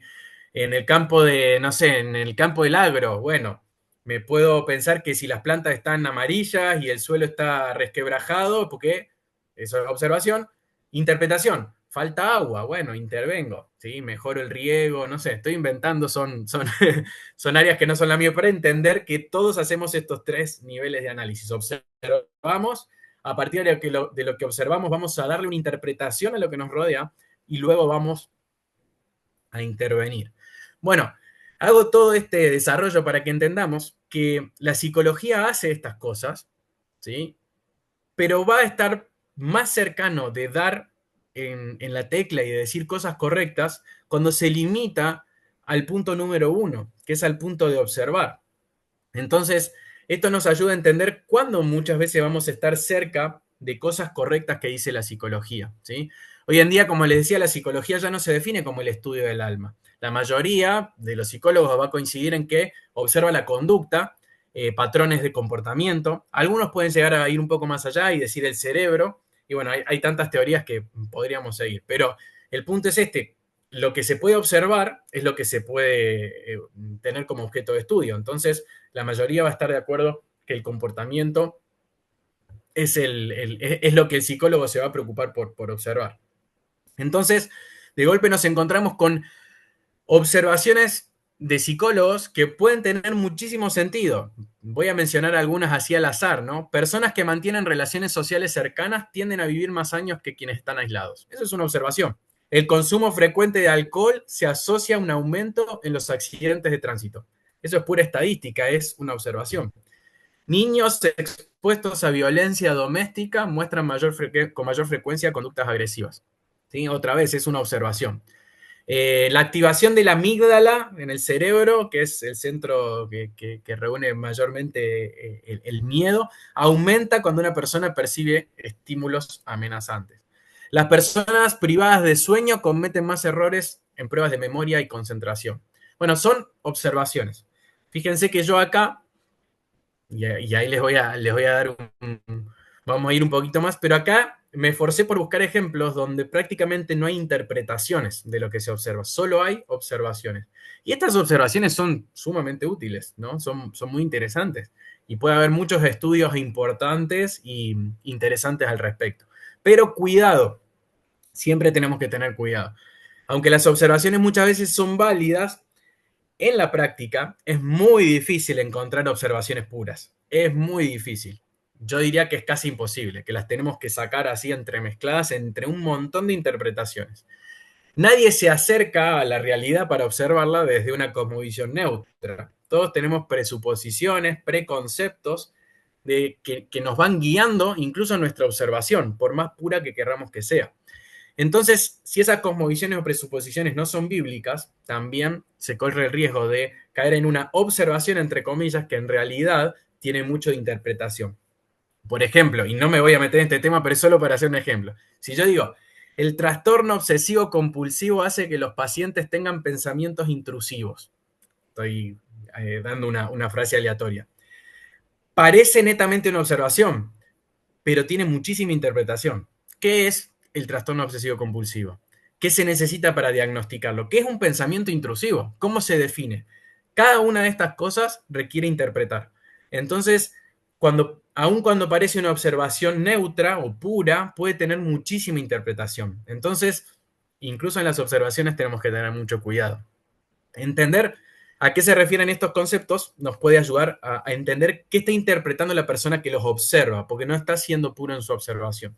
Y es ahí donde tenemos que filtrar a través de la Biblia todo lo que escuchemos, todo aporte que escuchemos acerca de estos temas desde la psicología, o de nuevo, desde cualquier lado, ¿sí? Para los que están en las áreas pedagógicas, para todo. Ahora, ¿qué pasa cuando nos salimos de la observación? Como recién di el ejemplo, una observación media capciosa porque estaba cargada de interpretación. Bueno, vayamos ahora a pensar qué pasa cuando la psicología se propone interpretar el mundo que le rodea y quiere justamente intervenir, porque quienes estudiamos psicología, al menos en su comienzo, queríamos hacer algo con eso.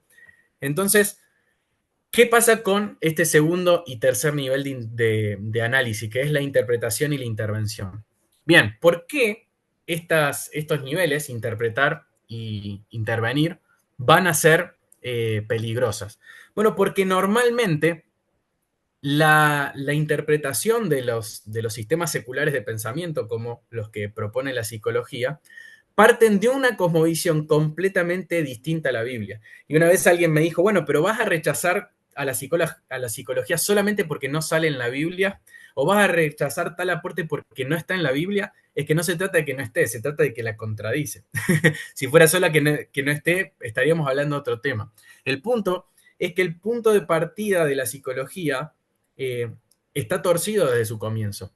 ¿Por qué? Porque parte de una cosmovisión distinta a la de la Biblia. Por ejemplo, tiene una cosmovisión atea. No hay prácticamente, o debería haber muy poco si nos ponemos a buscar, corrientes de psicología que consideren la existencia de Dios o que al menos lo tengan desde la explicación de sus aportes, ¿sí? Dios no es parte de la explicación de ninguna corriente de psicología. El hombre no está definido desde la psicología como el portador de la imagen de Dios, ¿sí? La psicología también niega la existencia de que haya algo inmaterial en el hombre. Normalmente todas las corrientes de psicología son de naturalistas o materialistas. Parten de que lo material, lo físico, lo concreto, lo que se puede tocar, el cuerpo, el cerebro, es prácticamente todo lo que hay. Que todo lo que surge de ahí, lenguaje, conciencia, pensamiento, no es más que conjunto de actividad eléctrica o interrelaciones personales, pero no hay nada más fuera de lo que vemos. Obviamente niega la noción de pecado. En la práctica, un psicólogo, incluso a mí me lo enseñaron en deontología, la materia donde uno ve la formación ética del psicólogo y cómo tiene que ser su proceder según la ética. El psicólogo no puede abordar cuestiones morales, no puede decirle malo o bueno algo que plantee alguna persona, ¿sí? Puede decir es malo o bueno para él, pero no puede ser un absoluto. Esto es malo, esto es bueno. Estamos en grandes problemas si queremos que eso tenga sentido con lo que la Biblia enseña, ¿no? Usualmente, y esto quiero decir, ese usualmente, lo puse a propósito, usualmente atribuyen ciertos determinismos a la conducta que excluyen la responsabilidad humana, usualmente, ¿sí? Por ejemplo, el psicoanálisis es el más fácil para esto porque Freud directamente planteó que la conducta humana está determinada por lo que sucede en lo que él llama el inconsciente. Hay un determinismo, ¿sí? El hombre, dijo Freud, no es dueño de sus propios actos, ¿sí? Entonces, ¿por qué el hombre actúa? Por lo que sucede en su inconsciente. Después hay otros determinismos, puede ser desde la genética, desde el contexto, dependiendo de la teoría. Hay otras corrientes que van a decir, no, el hombre es responsable de su propio malestar, es responsable de lo que le sucede, pero nunca esa responsabilidad tiene que ver con una noción moral de bien o mal que sea absoluta, y mucho menos esa responsabilidad tiene que ver con Dios, ¿sí? Después la psicología va a utilizar etiquetas que muchas veces van a reemplazar nociones bíblicas. Es increíble porque yo me doy cuenta constantemente en mi día a día cuando una persona está yendo a terapia, porque cuando vos estás hablando, normalmente usan algún elemento que yo estudié en la facultad, pero que esa persona no estudió en la facultad de psicología, pero usa palabras psicológicas para interpretar su mundo. Y yo digo, esta persona está yendo de psicólogo. Porque esas etiquetas que la psicología usa para definir el mundo que le rodea, de alguna manera es imposible que no se superpongan a la forma en la que Dios define este mundo que nos rodea. Entonces, el problema no está en lo que se agrega, sino en que muchas veces, la mayoría de las veces, está prácticamente contradiciendo las escrituras en algún punto. La psicología nunca va a tener como objetivo de ninguna de sus prácticas crecer en santidad o parecerse más a Jesús. siempre va a excluir a Dios, al Evangelio y al Espíritu Santo de todas sus intervenciones. A veces a mí esto me sorprende, sobre todo de los psicólogos que quieren integrar la psicología y el cristianismo, porque cuando se encuentran con personas, por ejemplo, que no conocen a Dios, es imposible que si uno toma una cosmovisión bíblica no tenga que hablar de Dios, predicar el Evangelio o necesitar del Espíritu Santo para que se genere un cambio en la otra persona, ¿sí? Solamente yéndonos muy lejos de la Biblia podemos llegar a una conclusión así. Las intervenciones siempre excluyen involucrarse con las personas y sufrir con ellas. Creo que todos los psicólogos van a estar de acuerdo que no van a hacerlo, que toman una distancia operativa respecto a los que son los pacientes.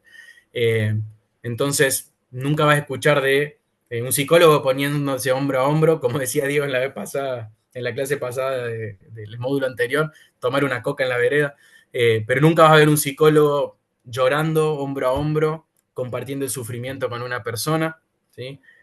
Porque la psicología no se plantea este tipo de intervención.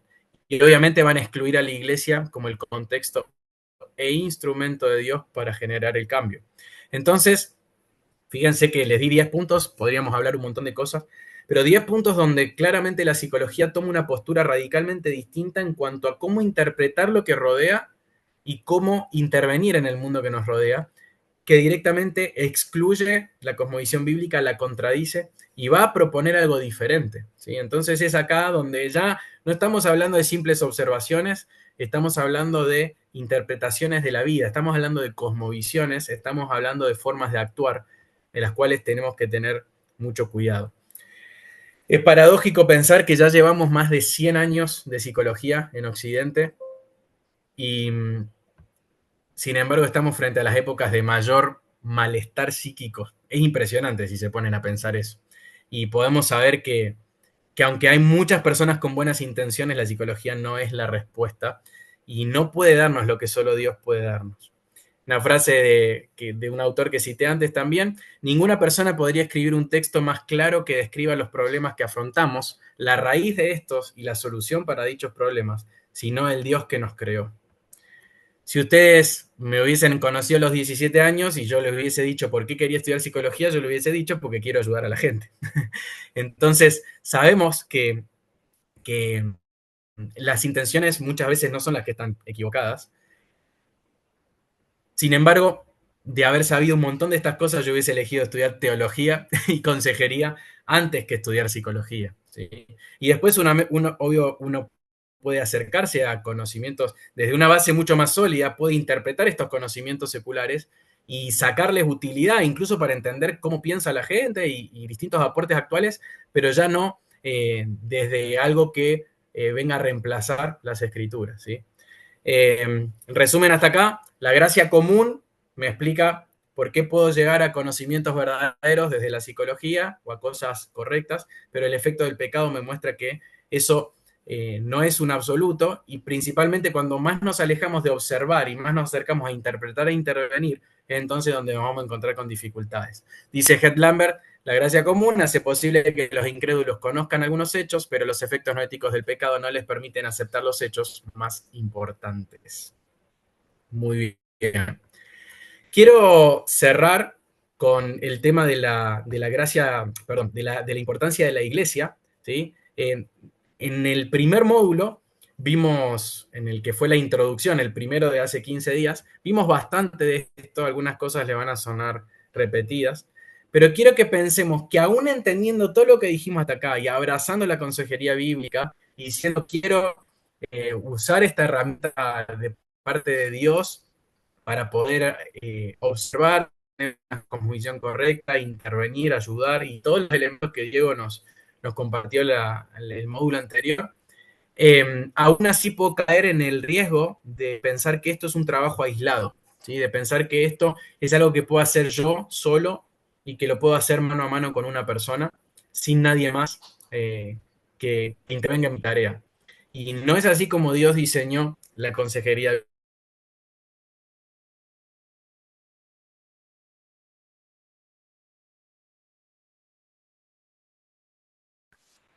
Perdón, no sé si se cortó, se me cortó a mí.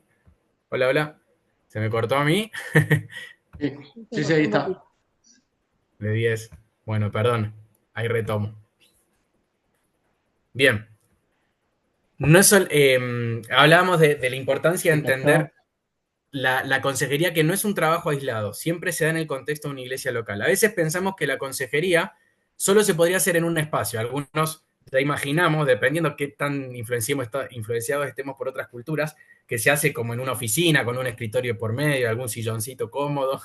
Pero la consejería va mucho más allá de ese tipo de encuentros, aunque pueden ser parte de la consejería, es mucho más que ese tipo de espacios. Y muchas veces también pensamos que es responsabilidad de solamente algunas personas, y somos rápidos en pensar cómo delegaríamos un caso.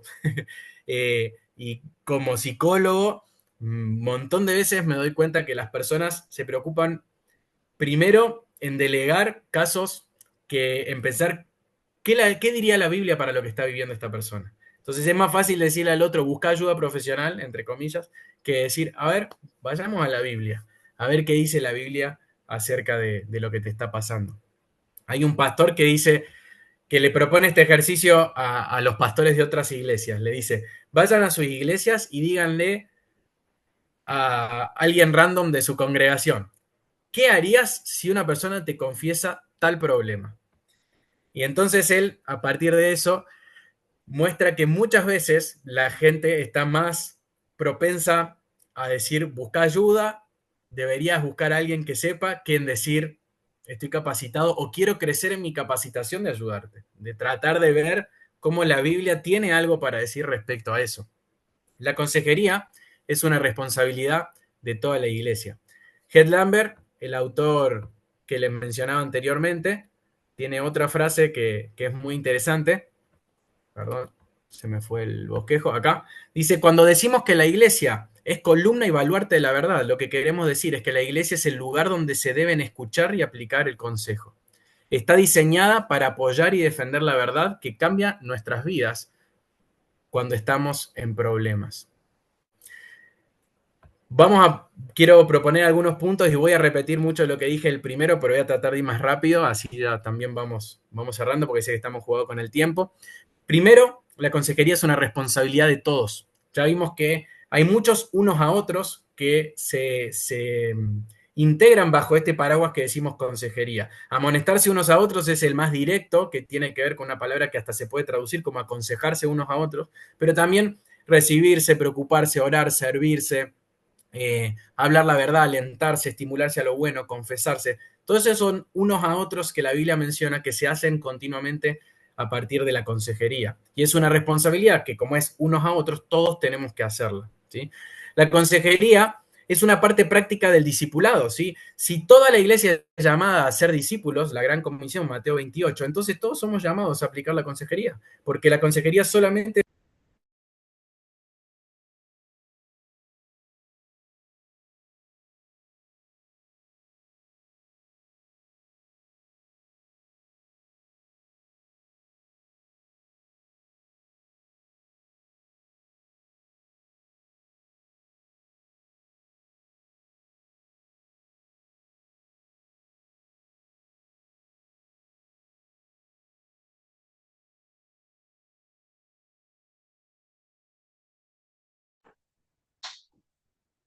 Un segundo, ya se está solucionando el tema.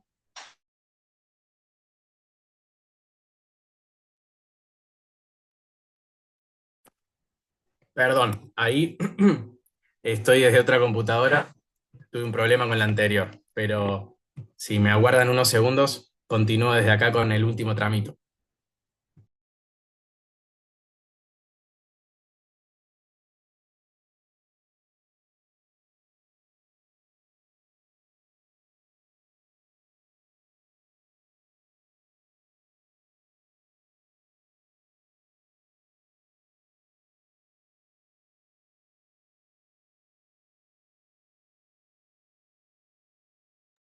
Bien, les pido disculpas, pero entonces este último pedacito lo vamos a hacer sin el PowerPoint. ¿Se me escucha bien? ¿Me se enseña? Oye, gracias. Y perdón, hoy no fue el día de las cuestiones técnicas. Bien. vuelvo a este último punto respecto a la relación con la iglesia local.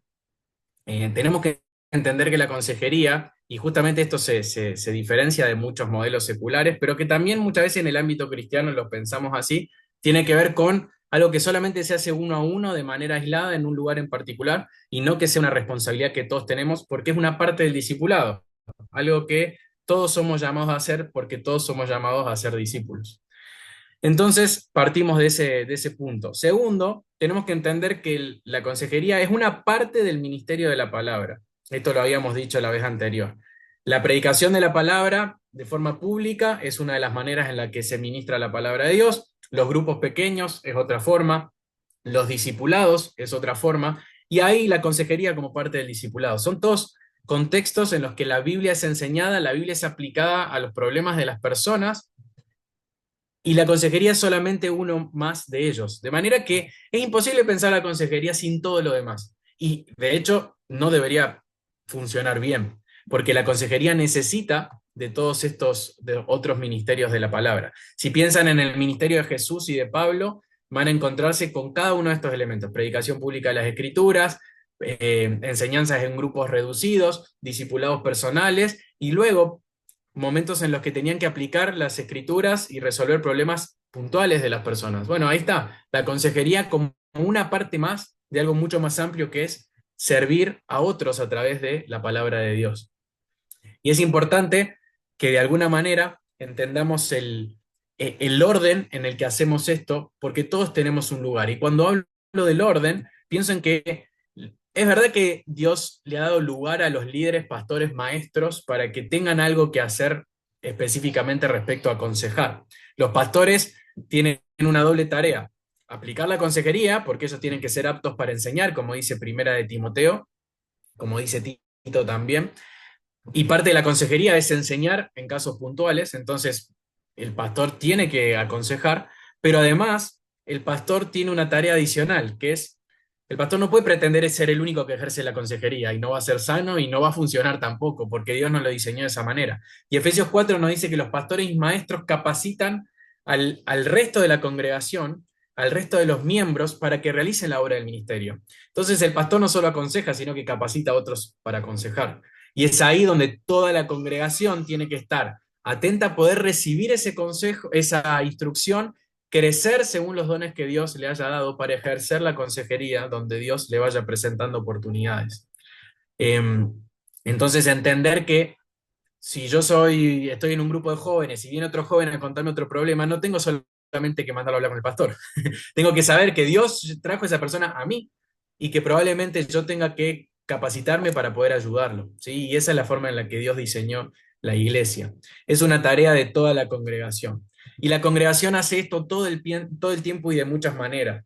Voy a cerrar con esto y lo voy a hacer capaz bastante más rápido de lo que esperaba, pero congregarte simplemente y asistir al culto donde vos ofreces a Dios la adoración que Él merece, y hacerlo con el resto de la iglesia, es el primer paso para que vos puedas ejercer una consejería efectiva. Porque se trata de direccionar nuestras miradas hacia Dios. Se trata de ver a Dios, de adorarle con todo lo que somos, ya sea cuando cantamos, cuando oramos, cuando ofrendamos, cuando escuchamos atentos lo que el predicador está diciendo. De esa manera yo estoy adorando a Dios y participando de esa comunidad, practicando las ordenanzas que Cristo nos dejó, la Santa Cena, el bautismo. Yo ya estoy cumpliendo con lo primero que se necesita para la consejería. Pero obviamente esto es un aspecto general que luego se traduce en un montón de responsabilidades específicas, ¿sí?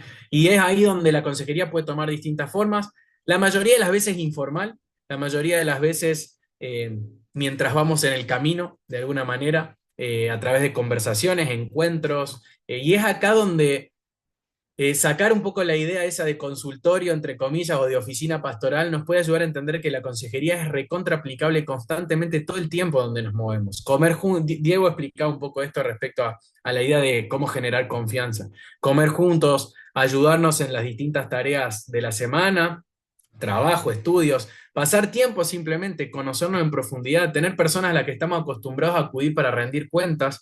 Eso tiene un montón de consejería, pero a veces pensamos que no es consejería solamente porque no le dijimos vamos a hacer consejería bíblica, pero es consejería bíblica. ¿sí? Y algunas ideas importantes para poder llevar a cabo esto en la práctica. Es importante que hablemos de Dios en todos los contextos. Yo a veces lo sufro un poco en algunos grupos de jóvenes donde prácticamente solo se habla de Dios el sábado a la noche o el domingo en la reunión, y después en la semana se ven un montón de veces, pero Dios no aparece ni en figurita en sus conversaciones. Y de la abundancia del corazón habla la boca, y que la iglesia ame a Dios va a llevar a que la iglesia hable de Dios en todo tiempo, y que de golpe están en la semana compartiendo algo y sucede algo y nos acordamos de cómo la Biblia nos ayuda en ese problema que tenemos que enfrentar. No es una utopía, no es una irrealidad, eso debería estar pasando todo el tiempo en la iglesia, ayudarnos a interpretar y a intervenir en nuestro mundo según lo que Dios dice. Recordar que somos un cuerpo, no existe una sola persona apta para aconsejar, ¿sí? Tal vez dependiendo de la edad de la persona que necesita consejo, si es varón o mujer, la situación o el problema que está, va a haber algunos de la congregación que son más aptos en ese momento, y luego por otro problema de la misma persona hay otro hermano que está más apto para dar ese consejo, y es ahí donde tenemos que entender que Dios ha diseñado esto con dones y como un cuerpo que interviene de esa manera, cada uno según la capacitación que Dios le ha dado. Y algunos van a tener un don que uno podría decir es el don que le permite aconsejar, ¿sí? Que le permite enseñar, y lo hace con un montón de facilidad, pero todos somos llamados a hacerlo. Hay personas que tienen don de evangelismo, pero nadie puede lavarse las manos y decir no evangelizo porque no tengo don de evangelismo. Todos tenemos que hacerlo, es un mandato. Bueno, acá pasa lo mismo, a algunas personas les va a salir más fácil y deberían guiar a la congregación a que lo haga, pero todos tenemos que hacerlo y nadie se puede excusar. Tenemos que entender que la consejería es una prioridad. Si no estamos teniendo tiempo para aconsejar en nuestros ministerios y atender esos problemas, entonces es porque estamos haciendo algo que Dios nos pidió. Y deberíamos estar pensando desde ya qué dejar de hacer para tener tiempo para aconsejar correctamente. Tal vez estamos dedicando demasiado esfuerzo a los juegos, a las actividades especiales, a un montón de otras cosas que son hermosas y que yo no estoy para nada en contra de eso, pero si eso no me está permitiendo atender problemas puntuales a través de las escrituras y ayudar a las personas, ya sea un grupo de jóvenes, adolescentes, niños o lo que sea, entonces hay algo que tenemos que reenfocar, no estamos obrando con las prioridades correctas. Tenemos que también pensar en quitar el estigma de la consejería. Ninguna persona tiene que pensar que es raro porque necesita consejería, porque si la Biblia nos dice aconséjense unos a otros, es literalmente porque todos necesitamos consejería. Entonces, si yo voy a pensar mal de aquel que está buscando consejería o buscando ayuda, es porque no entiendo que en realidad yo la voy a necesitar. De hecho, yo la necesito todo el tiempo. Entonces, todos necesitamos consejería y no deberíamos tener un estigma respecto a esto. Y por último, animarnos a pedir consejo, justamente. Consejería no es consejería si el aconsejado no está buscando el consejo. En todo caso puede ser ahí una reprensión o puede ser otra cosa, pero para que haya consejería tiene que haber personas que quieran el consejo. Y es necesario crear contextos donde la gracia, la misericordia y el deseo de ayudarnos unos a otros sea una cultura ya de la iglesia, para que nadie tenga ningún problema de decir, che, necesito consejo. Para que nadie tenga que pensar en tener que hacer de alguna manera algo formal para poder pedir un consejo, y ni hablar para poder estar acostumbrados a dar esos consejos también. Si unimos este último tema, el que está relacionado con la iglesia, a lo que Diego mencionó sobre la suficiencia de las Escrituras, tenemos que entender que Dios nos ha dado el contexto perfecto y las herramientas justas para que todos podamos ejercer la consejería bíblica. Ya no se trata de buscar profesionales que lo hagan, obviamente hay que capacitarnos, pero no significa que solo algunos puedan hacerlo. Y quería cerrar con una frase de este autor que les mencionaba, de donde tomé el mayor contenido para estos capítulos. Él dice esto: cuando Dios escribió la Biblia y creó a la iglesia, pensó en todo. Tenemos una abundancia desbordante de recursos que serían la envidia de cualquier otra oficina de consejería. Si vos estás en la iglesia, estás aprendiendo del Señor, el Señor te está capacitando y vivís una vida de iglesia local, estás en el contexto perfecto para hacer consejería. No necesitas más, no necesitas comprarte un silloncito ni tener una oficina aparte, no necesitas un horario en particular de la semana, tenés todo lo que necesitas para empezar a hacer consejería, porque de eso se trata. Muy bien, hasta acá. rozando las 10 de la noche, sobre la campana.